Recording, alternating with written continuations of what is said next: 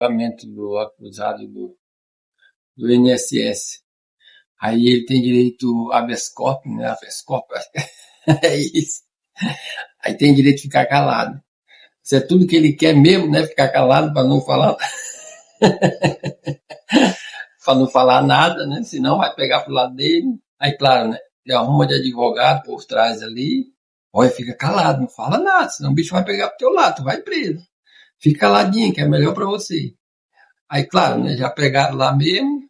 Aí divide uma fatia do bolo com os advogados, a outra parte para ele e vai responder em liberdade. Pronto.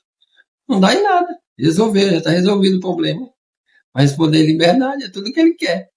Brasilzão assim mesmo. Pode fazer, pode roubar. Depois coloca uns advogados aí, advogado bom. Se for advogado ruim, não, vai pra cadeia. Mas se for advogado bom, liberdade. Liberdade, liberdade.